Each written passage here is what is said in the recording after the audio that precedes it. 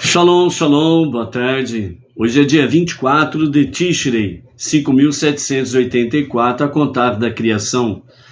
Dia 9 de outubro de 2023, da Era Comum. É a tarde com a Torá, trazendo a Parashá da semana e as suas leituras diárias. Estamos no novo ciclo dos estudos de Torá, 5.784. Estamos no primeiro livro dos 5 livros da Torá, conhecido popularmente como Gênesis, é o seu nome original Bereshit. E nós estamos aí então nessa semana na primeira porção do novo ciclo dos estudos de Torá. Hoje é o segundo dia da semana, é o segundo dia para o Shabat. Então nós estamos aí nos preparando já para o Shabat. E como estamos no início do novo ciclo dos estudos de Torá, então nós estamos aí dentro do aspecto da criação, onde há, de fato, uma verdadeira, entre aspas e no bom sentido, uma verdadeira enxurrada de aprendizados, ensinamentos, coisas espetaculares para podermos aprender a respeito da criação. Porém, nós precisamos ir passo a passo no nosso compasso, pois se os maiores sábios do povo judeu dizem que ainda não aprenderam nada, que estão aprendendo ainda, imaginemos nós, que estamos apenas começando o nosso engatinhar no monoteísmo com fundamento judaico e orientação rabínica. Vamos ver hoje vários aspectos da criação, como vamos ver durante toda a semana. Temos aí realmente um bom diálogo entre as letras do alfabeto hebraico, que todas elas queriam ser a primeira letra do alfabeto. E nós vimos aí no dia de ontem que realmente a Torá ela começa com o Beit, a segunda letra do alfabeto hebraico. E nós vamos ver aí, entre aspas, a discussão entre as letras, pedindo a Hashem para ser a primeira letra da Torá. E as respostas, segundo o Midrash, que os sábios trazem para nós dessa boa discussão no sentido de ser a primeira letra da Torá. Então, nós precisamos procurar entender que realmente a criação do céu e da terra, e a importância da paz, elas estão correlacionadas, sobre a criação do céu e da terra, e está diretamente relacionado com a questão da paz, e nós precisamos realmente fazer isso daí. Um dos aspectos que nós estamos enfrentando nos dias atuais, e principalmente desde de sábado para cá, no Shabat, com essa guerra que está acontecendo em Israel, realmente nós precisamos tomar muito cuidado para que o inimigo do povo judeu, o inimigo de Deus, que são todos aqueles que realmente não amam o povo judeu, não amam a Israel e Jerusalém, ok? Então, nós não podemos deixar com que o inimigo tome a nossa mente e os nossos corações. Porque se o ódio do inimigo ele te atingir, se o ódio do inimigo ele te alcançar, se o ódio do inimigo ele fazer com que você tenha uma reação negativa de raiva, de ódio, então o inimigo ele conseguiu o seu objetivo, que for realmente envenenar a sua mente, envenenar o seu coração com coisas negativas e destrutivas, porque o ódio, a raiva, elas são destrutivas, O que nós estamos vendo aí, nós precisamos tomar cuidado, Nós não podemos, entre aspas, pedir a Deus com raiva que Ele realmente venha eliminar o inimigo. Nós não podemos pedir com raiva. Nós precisamos pedir realmente que Dayan Haemet, que é Hashem, o verdadeiro juiz, ele faça justiça contra os inimigos do filho primogênito de Deus, o povo judeu, o nosso irmão mais velho, certo? Então pedir justiça é uma coisa, pedir justiça com ódio, com raiva, é uma outra questão. Então nós não podemos deixar com que realmente o inimigo ele tome conta e domine as nossas mentes e os nossos corações. É um momento, sim, de tristeza, de consternação. É um momento em que vários e vários vídeos, né, estão aí circulando nas redes sociais, né, pelos canais de televisão e muito mais ainda pelos canais livres e independentes, pelas mídias sociais. E nós temos visto coisas realmente absurdas, absurdas. E se nós não tomarmos cuidado, a raiva e o ódio vai tomar conta da nossa mente, do nosso intelecto, do nosso coração, das nossas emoções. E é exatamente isso que nós não podemos permitir, porque é exatamente isso que o inimigo quer. Certo?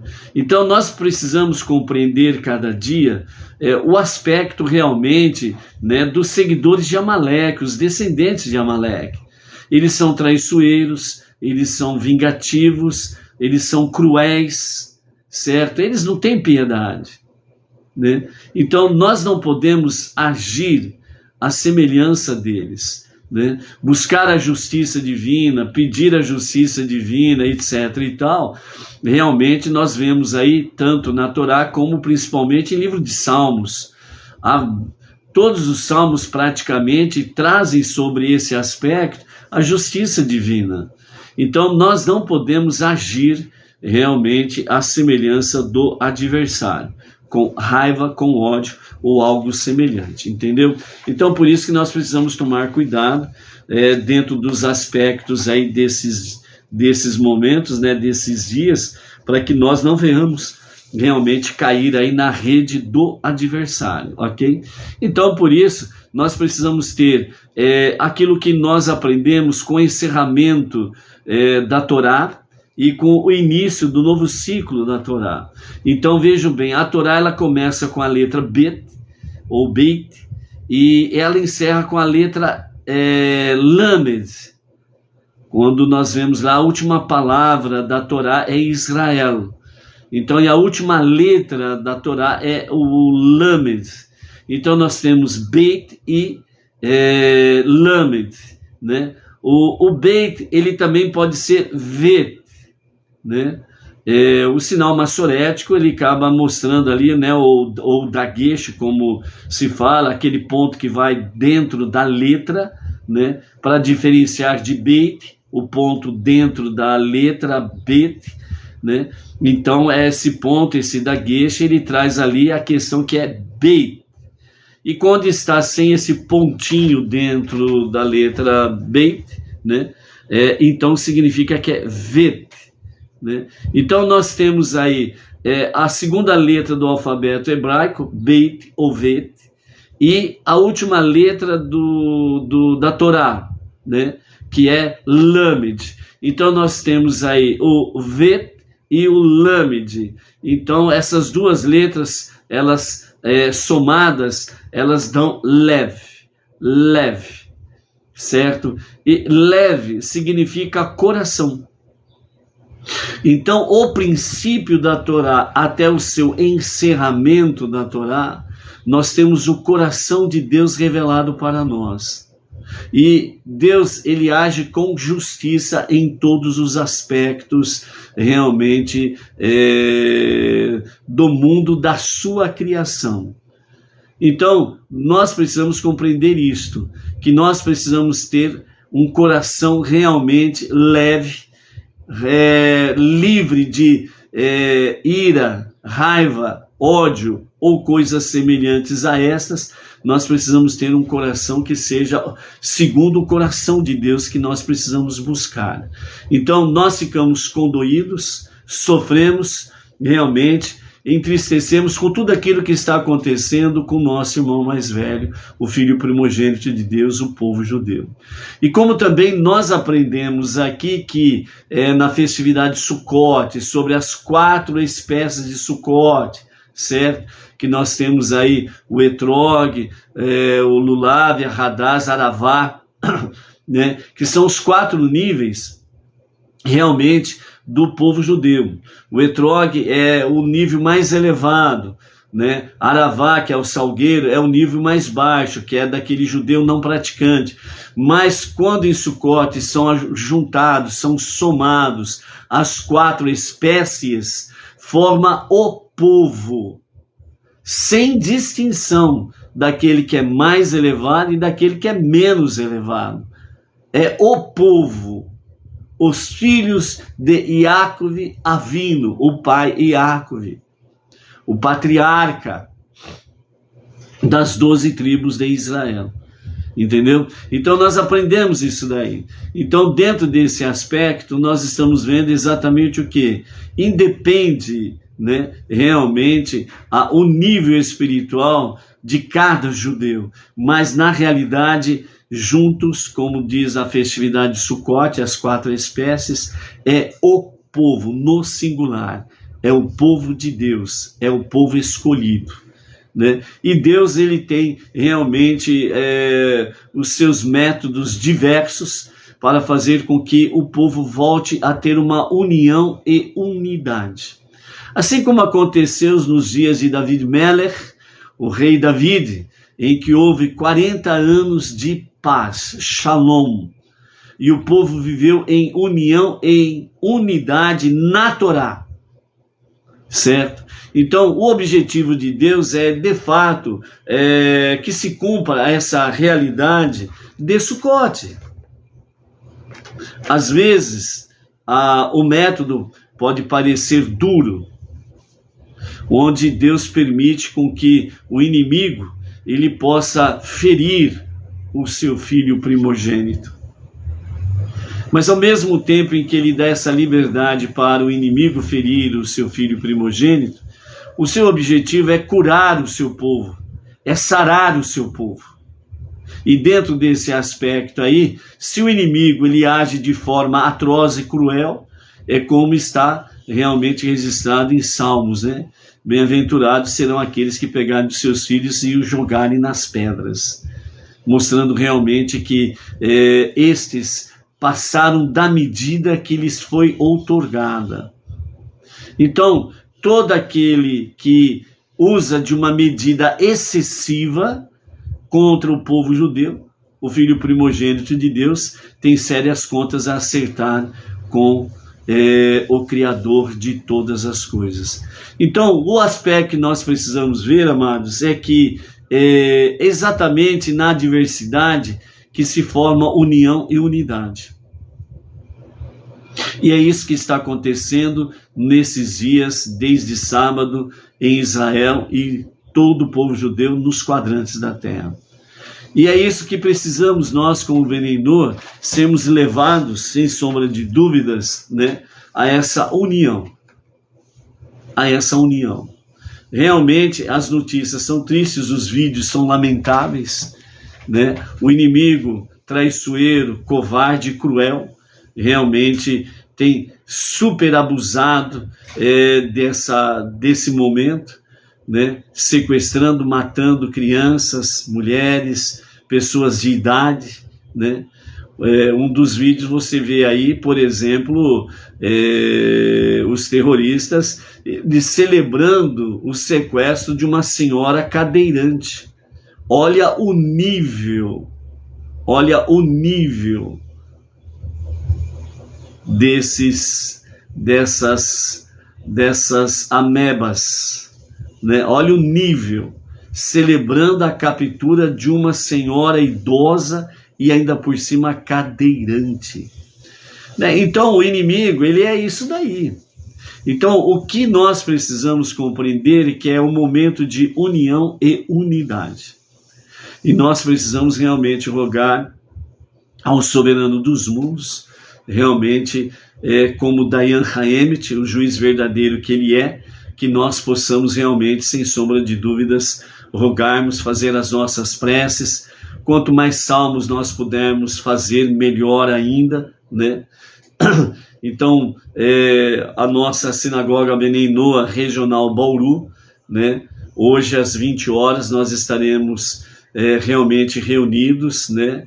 Pelo Google Meet, né? Que fala, para fazermos um momento de prece em favor do povo judeu e salmos em favor do povo judeu de Israel. É um momento realmente de estarmos aí fazendo as nossas preces em favor de Israel e do filho primogênito de Deus, ok? Nós estaremos compartilhando o link para essa finalidade, né? E aqueles que quiserem somar conosco, né, nesta live, então nós estaremos fornecendo o link e vamos juntos aí, né? Nós não vamos entrar em discussão sobre os fatos, ok, amados? Nós vamos fazer preces, nós vamos rogar ao soberano realmente, né, o seu favor em benefício do filho primogênito, que os enlutados sejam grandemente confortados pelo Eterno, que os feridos se recuperem rapidamente, sem sequelas, que aqueles que foram sequestrados, que eles sejam realmente resgatados em vida, com vida, né? E que o conforto de Hashem faça com que eles possam se recuperar desses momentos atrozes que têm padecido na mão dos seus sequestradores, né? O sequestro também é um pecado muito grave diante de Deus. E outra coisa, dentro da liturgia das guerras, sequestrar crianças, pessoas enfermas, idosos, é realmente contra todas as regras. Mas como o terrorista não tem nenhum pingo de escrúpulo, isso aconteceu nesses dias, né?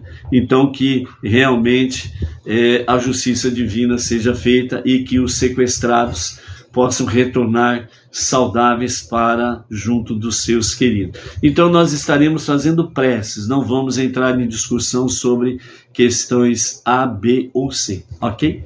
E aí nós estaremos compartilhando o link. E vamos então, nesse momento, para a nossa prece em favor do povo judeu, em favor de Israel, com o Salmo número 20, né? E que o Eterno seja gracioso em favor do seu povo. Ao mestre do canto, um salmo de David. Que o Eterno te responda no dia da tua atribulação e te traga a um refúgio seguro, o nome de Deus de Iacove. Que de seu santuário te envie auxílio e que de Sion te traga amparo. Que com prazer aceite todas as tuas oferendas, conceda o desejo de teu coração e realize teus desígnios. Que nos rejubilemos com tua vitória e ergamos estandartes em nome do nosso Deus. Atenda o Eterno a todos os teus anseios. Agora sei que o Eterno trará vitória a seu ungido. Ele lhe responderá de seu santuário celeste com a força salvadora da sua destra. Alguns confiam em carros, outros em cavalos, mas nós somente no nome do Eterno, o nosso Deus. Aqueles caem e sucumbem, mas nós nos erguemos e nos revigoramos. Salva-nos, ó Eterno. Responde-nos, ó nosso Rei, no dia em que te invocarmos. Amém. Que esta graça e estas bênçãos alcancem realmente, né, o povo judeu, filho primogênito de Deus. Ok? Baruch Hashem. Vamos mandar aí o nosso Shalom Shalom, né, para a Maria Lúcia Monteiro de Fortaleza, Ceará, a Fátima e o seu marido Oswaldo Sato lá no Japão, o Joel Silva de Porto Alegre, Rio Grande do Sul, Micael Silvestre, São José do Rio Preto, São Paulo, Márcio Henrice, 6305, Janibá, São Paulo, capital, Adriana Neres, Winnie, Caroline, de Recife, Pernambuco, o Garoto Cigano, lá de Manaus, Amazonas, a Cristiane Rocha, de Embu das Artes, São Paulo, a Escola de Nicodemos, 1452, Odete, JKD, Flávios, 9032, né? São as formas que as pessoas se identificam aí, né?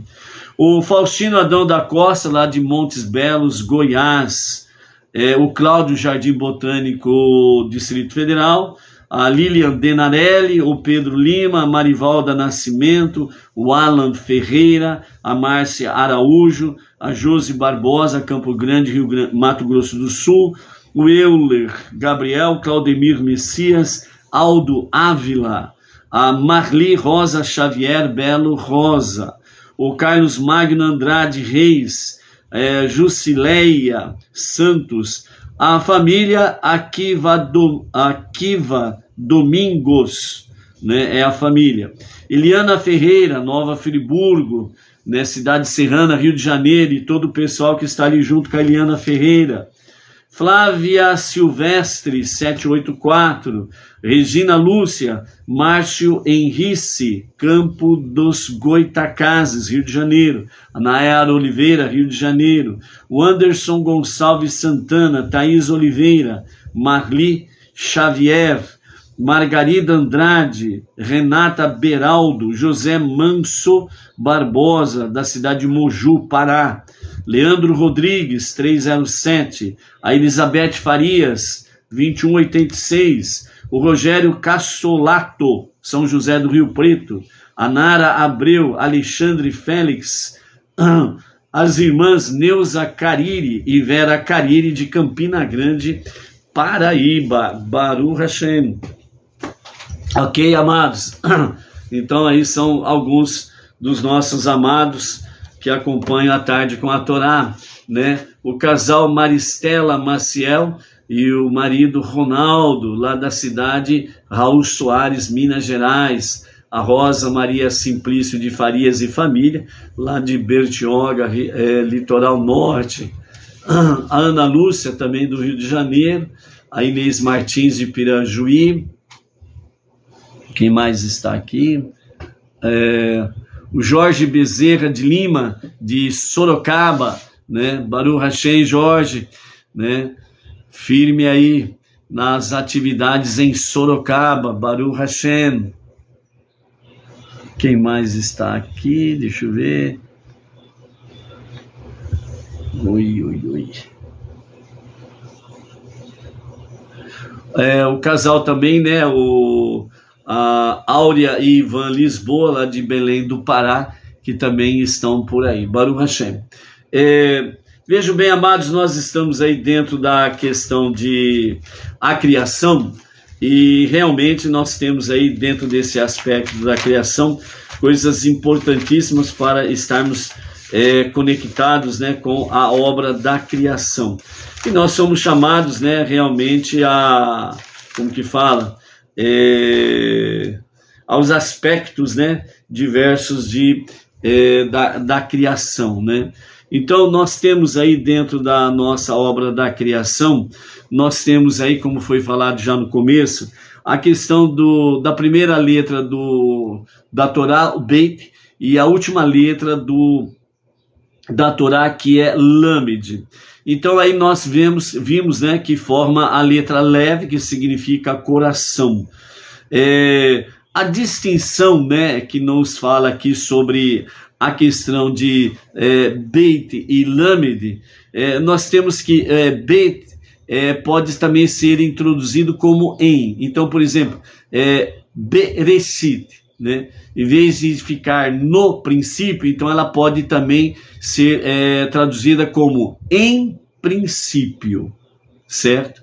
E o Lamed, né, por sua vez, ele tem a questão de para, né? Então, para, né? Então nós temos em para Beit e Lamed, nós temos a questão de para.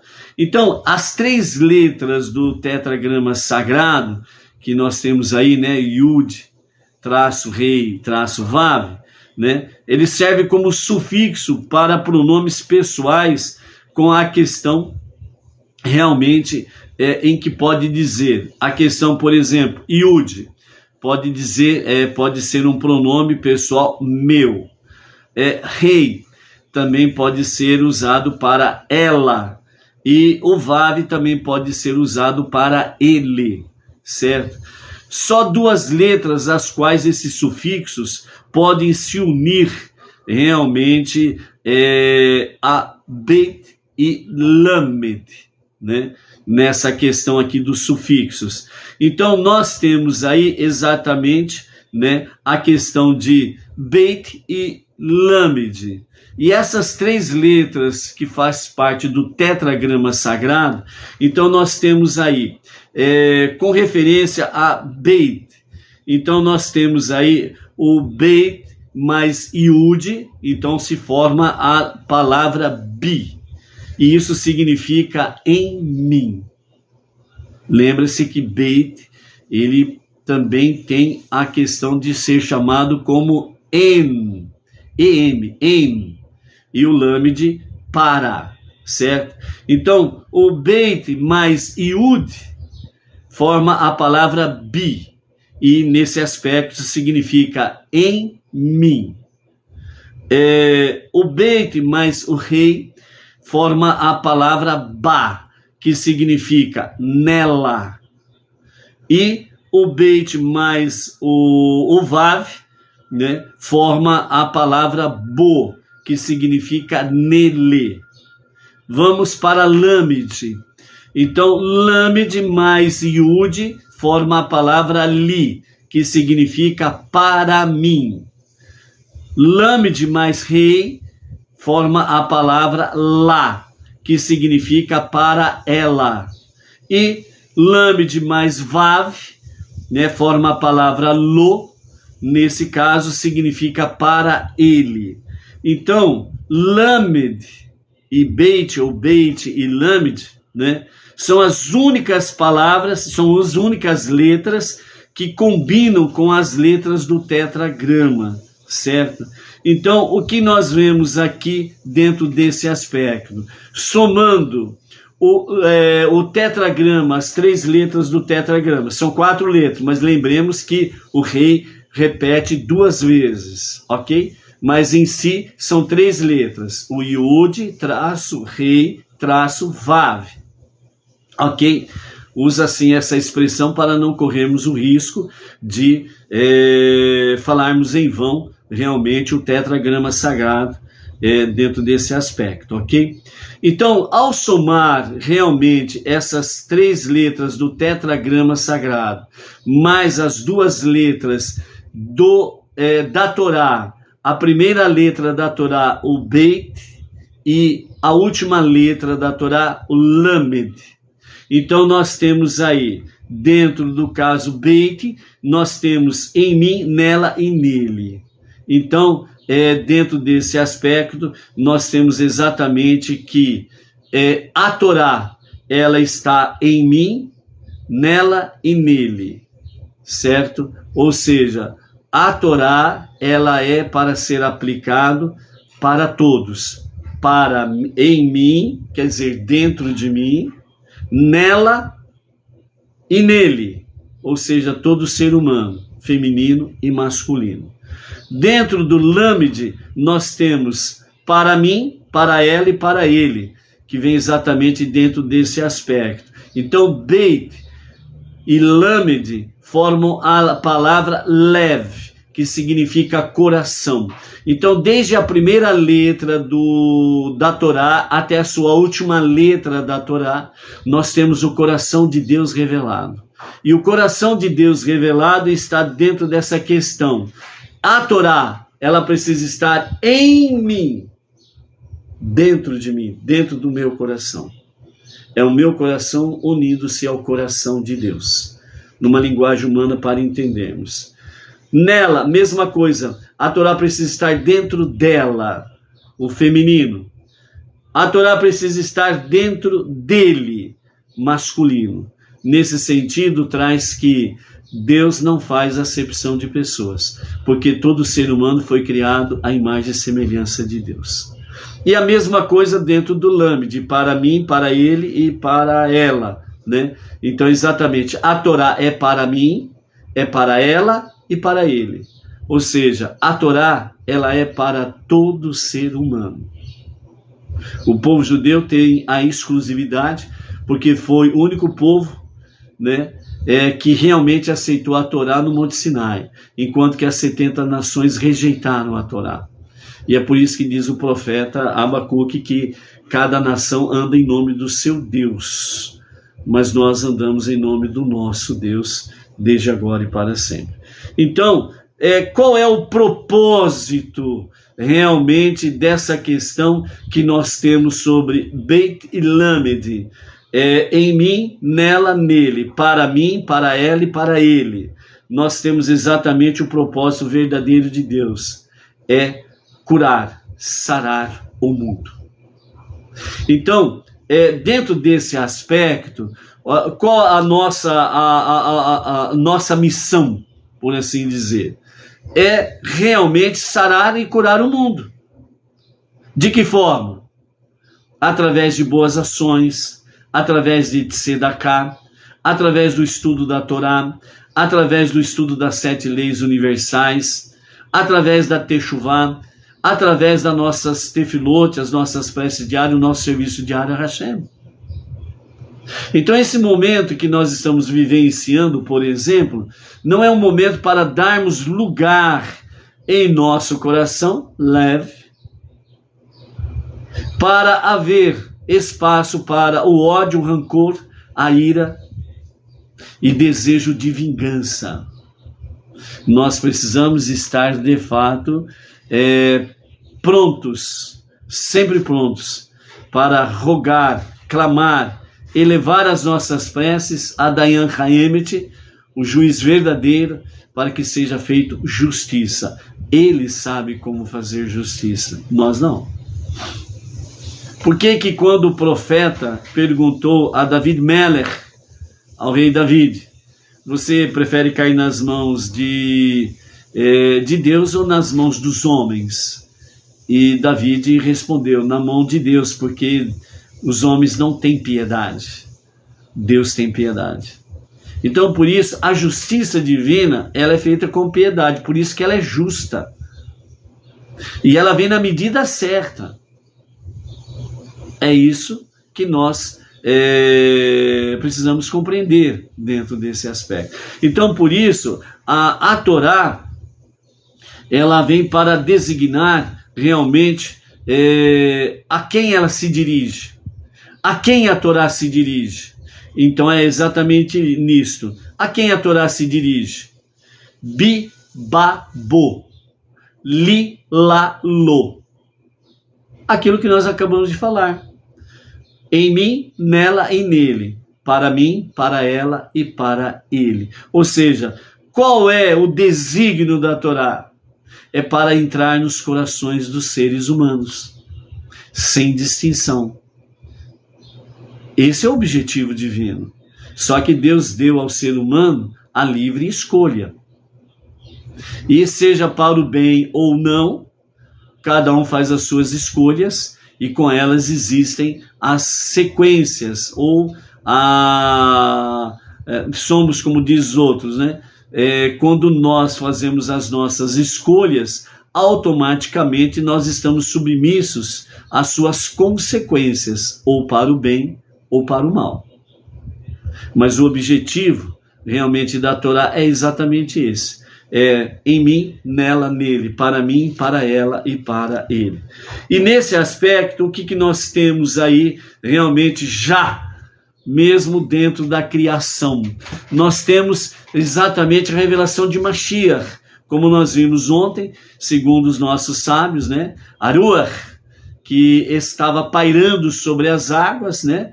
Fala no nível simples, né? O trono de Deus pairava sobre as águas, né? A sua Ruach, certo? Esse sopro divino manifestado como o trono de Deus pairava sobre as águas, certo? No nível mais elevado, os nossos sábios falam que realmente a Ruach de Mashiach é a que pairava sobre as águas, certo? Então, isso nos traz para nós exatamente o que?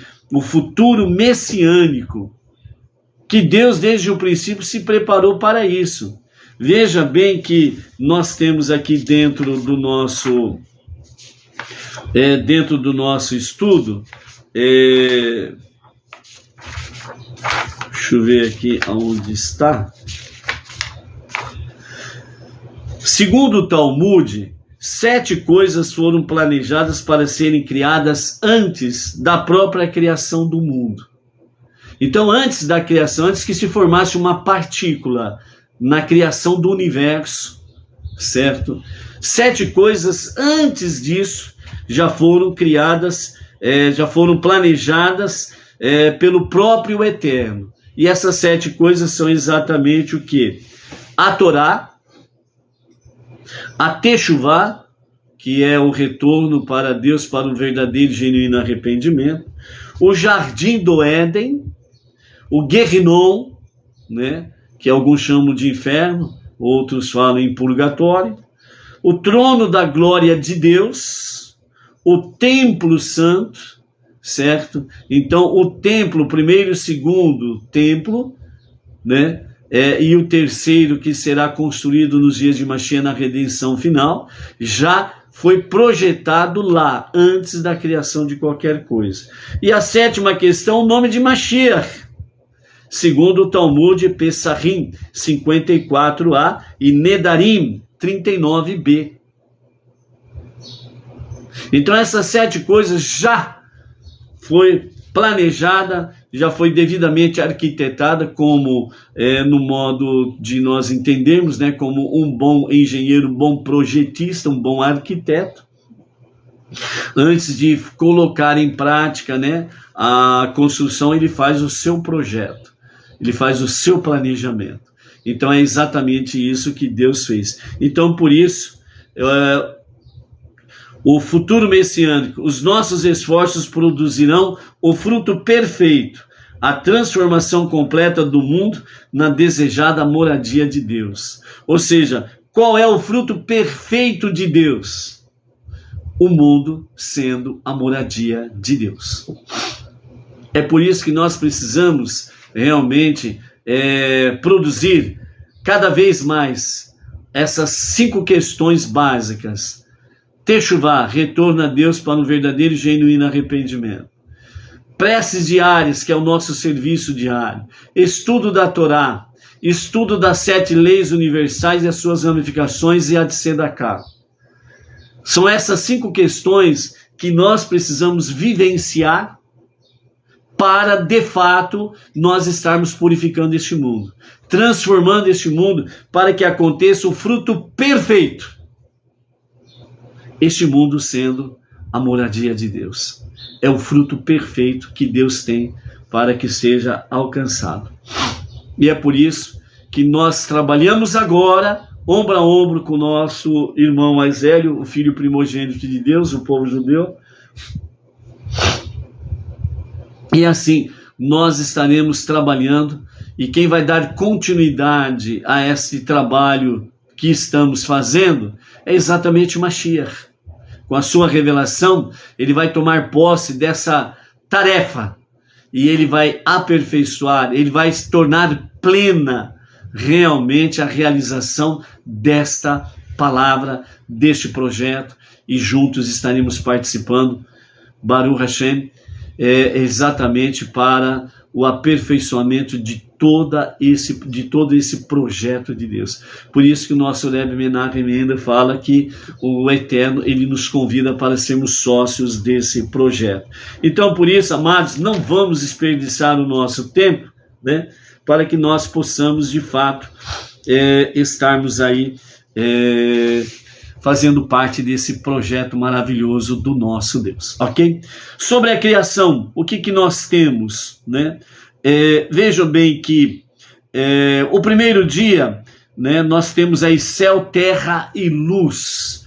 Então, no primeiro dia, né, que nós temos aí no início do capítulo 1 de Bereshit, luz separou dia e noite, luz da escuridão, né? Então, sol, lua, planetas, estrelas, né, foram feitas todos no primeiro dia, né?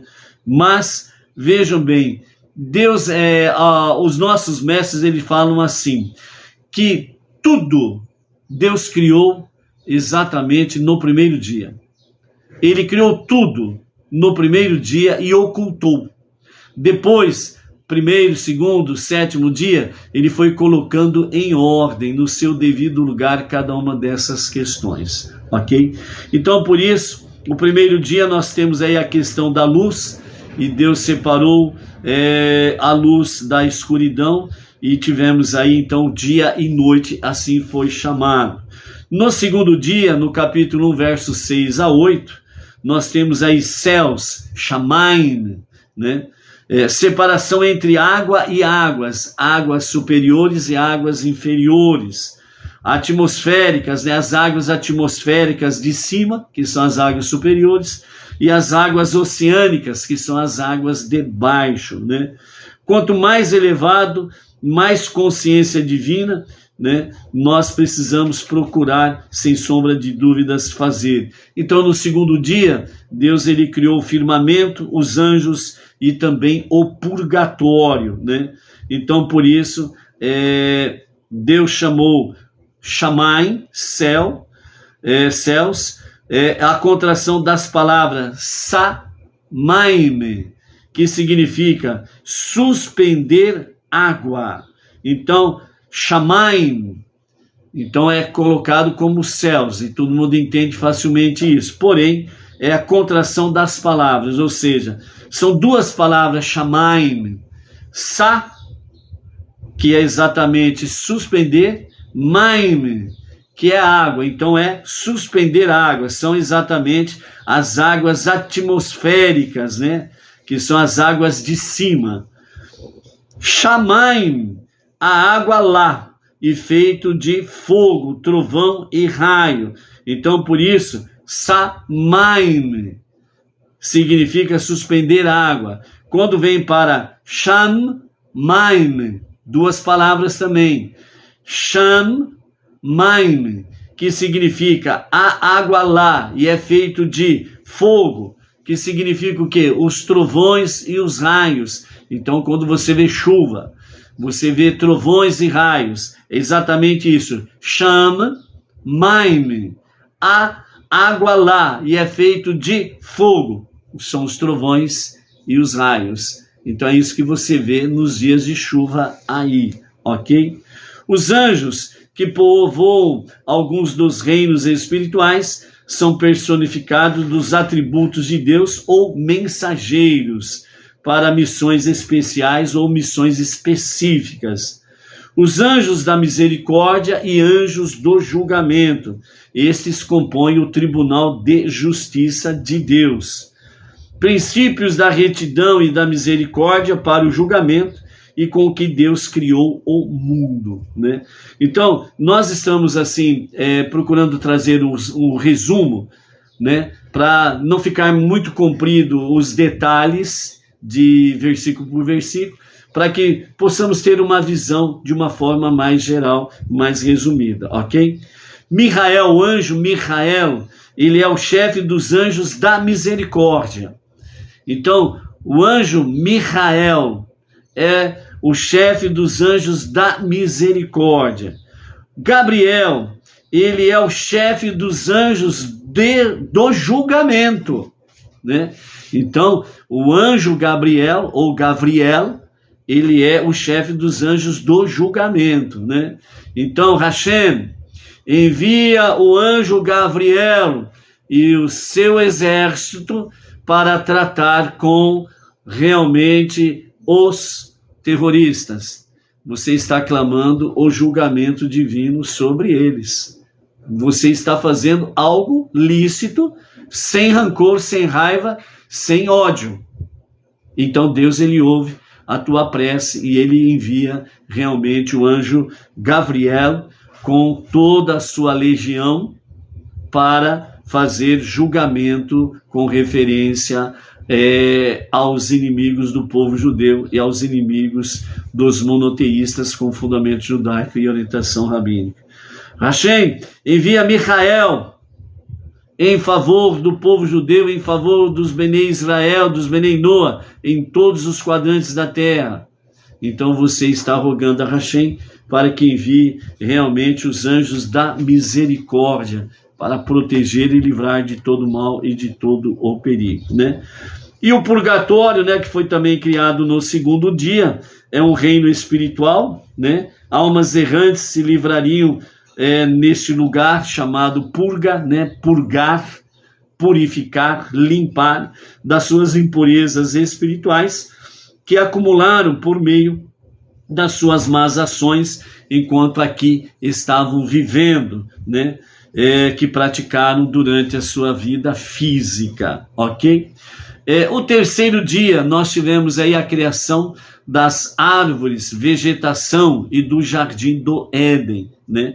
Lembrando que tudo foi criado, como diz os nossos mestres, no primeiro dia, mas na sequência, primeiro até o sétimo dia, realmente Deus foi colocando cada coisa no seu devido lugar, certo? Então é isso que nós precisamos compreender, ok?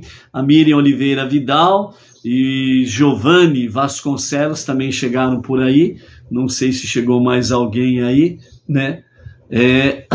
Para envie o seu shalom aí. Então no terceiro dia nós temos aí, né? A terra era um solo seco, né? E as árvores e plantas cresceram só no subsolo. Então o que nós temos de característica na criação das árvores e da vegetação? O solo era seco, então as árvores e as plantas elas cresceram apenas no nível de subsolo. Então aquela questão da semente que você coloca lá no subsolo da terra, né?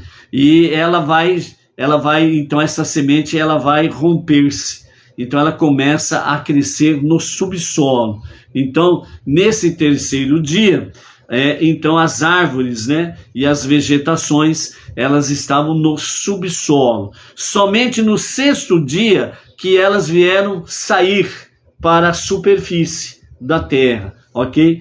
Então, Deus designou um lugar para ser o Jardim do Éden, no caso aqui, que o terceiro dia teve o Jardim do Éden, um habitat apropriado para a humanidade, né? Então, o Jardim do Éden, o Gan Éden, era o lugar perfeito que Deus queria expandir sobre toda a face da terra para ser o local da habitação do ser humano.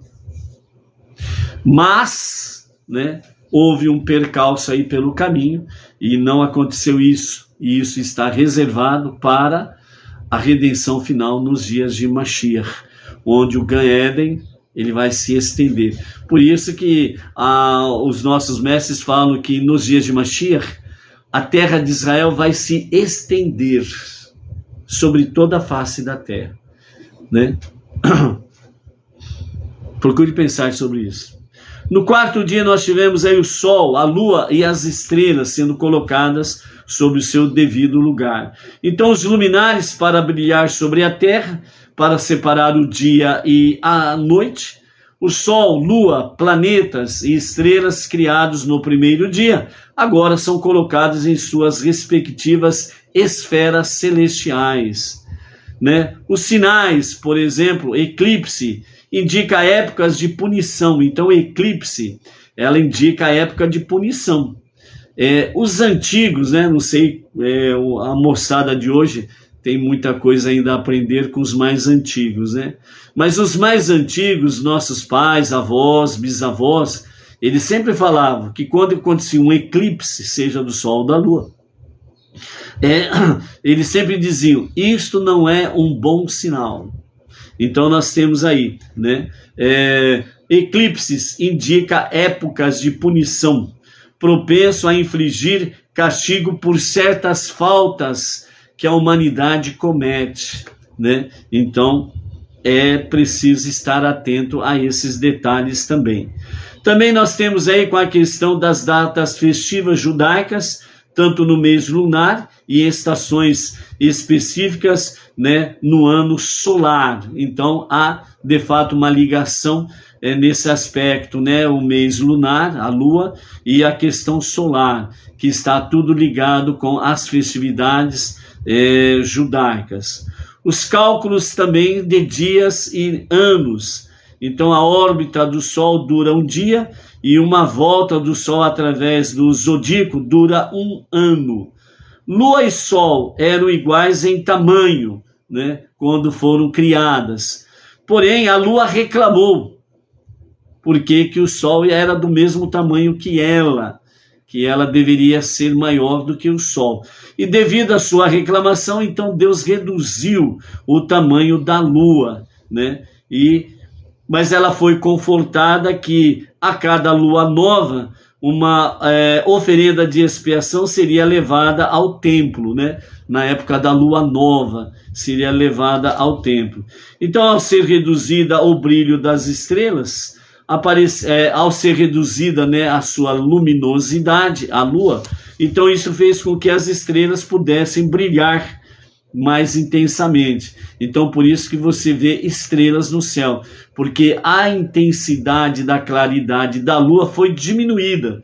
Senão você não veria as estrelas, você veria somente a claridade da lua, certo? Então, por isso, ao ser reduzido o seu brilho, as estrelas puderam aparecer e também trazer o seu brilho. E assim ela era servida por muitos criados. Então, as estrelas acabaram sendo, vamos dizer assim, serviçais da lua para ajudar a brilhar à noite, né? E no futuro messiânico, né? Então voltarão a ser iguais, Sol e Lua, ok? O quinto dia nós temos aí realmente a criação das aves, peixes e Leviatã, né? Então as criaturas vivas das águas, os peixes e todas as criaturas, né, entre outros detalhes, aí fala os monstros marinhos também. As aves, né, também foram criadas no quinto dia, ou seja, colocadas no seu devido lugar no quinto dia. As grandes criaturas marinhas, entre elas o Leviatã, macho e fêmea, né, foi feito o casal. Porém, eles eram tão imensos que Deus viu-se obrigado que eles não se proliferassem, eles não viessem a se multiplicar, porque caso eles viessem a se multiplicar, então realmente eles devastariam toda a face da terra e não haveria nenhum ser vivo, né, na face da terra. Então, por isso, a fêmea foi morta, né, e dessa forma, então, não houve como procriar, né? Os seres vivos rastejantes, insetos, anfíbios, vermes, formigas, besouros, toupeiras, lesmas e etc., né, animais da terra conforme suas espécies, rebanhos e répteis, né, foram criados no sexto dia, certo? Então, os animais da terra, criaturas rastejantes que fervilham o solo, no sexto dia foram colocados no seu devido lugar. Deus não abençoou a serpente porque ela se rebelaria, né? E também no sexto dia nós temos aí a criação também do homem, da mulher e dos demônios, né? Esses seres negativos aí. Então, a nossa imagem, né, de posição ereta, né, em pé, o ser humano ele foi criado já nesse sentido, nessa forma aí. Então, a nossa semelhança, dotado de discernimento e intelecto. Alguns anjos foram avesso à criação da humanidade, né? Por isso, nós temos aí na questão da criação, em que Deus diz, né, façamos, né, o homem conforme a nossa imagem e semelhança. Exatamente, os nossos sábios falam que Deus estava ali, né, numa conferência junto com os anjos sobre essa questão, né? Façamos a nossa imagem, que significa? Não era a imagem de um Deus que é 2 ou 3, mas sim do único Deus e os seus anjos. Que forma, semelhança é essa? É a forma angelical, celestial, espiritual, ok? Nesse sentido aí, que é a alma do ser humano. A alma do ser humano, ela é a semelhança de Deus e dos anjos, entendeu? É dentro desse aspecto aí, de forma simples para se localizar dentro desse sentido aí. Então, por isso, Deus, ele disse, né? Os seres semelhantes existem só no céu e não há na terra ninguém. Por isso, façamos o homem à nossa imagem e à nossa semelhança, né? Então, houve essa, entre aspas, segundo a Mishnah e o Talmud, uma discussão no bom sentido, né, entre os anjos e Deus, porque os anjos se mostraram averso à criação do ser humano, né? Então aí Deus fala, né, exatamente dentro dessa sabedoria, só vai existir nos céus e não na terra, né, vida humana, né? Aliás, só vida angelical nos céus, e na terra não vai ter o ser humano para habitar. Então, por isso, realmente a questão dos, no sexto dia, animais da terra, rebanhos, répteis, homem, mulher e os demônios, né?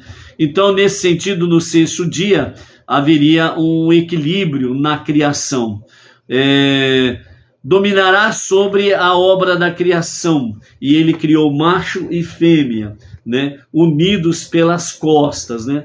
Então, segundo o Talmud, traz para nós que quando a palavra fala Deus criou macho e fêmea, numa linguagem para nós entendermos, numa figura humana para nós entendermos, né? Então, macho e fêmea era uma pessoa só. Tem aí que nem a questão dos siameses, né, que falam, né, que nascem unidos, né, ou pelas costas, braços, etc. Então, nesse sentido, num bom sentido, obviamente, o macho e fêmea, homem e mulher, eles foram criados dessa forma, certo? Então, quando fala que colocou Adão para dormir e das suas costelas tirou a mulher, é exatamente nesse momento em que realmente o homem, ele cai num sono profundo. Então Deus separa a sua metade fêmea, certo? E aí então fica separados homem e mulher. E aí então o homem vê a mulher face a face. Então por isso que ele chama a mulher de Isha, né? Ela, mulher, né? E ele homem, Ish, né? Que significa homem. Então essa letra I é a letra Yud do tetragrama sagrado, para mostrar também nesse sentido, Ish, homem, Isha, mulher, que tanto o homem como a mulher, cada um tem a centelha divina. Então, por isso, todo ser humano tem a centelha divina, Yud, Ish, homem, Isha, mulher. Então, nesse aspecto, a mulher foi separada, né, do homem.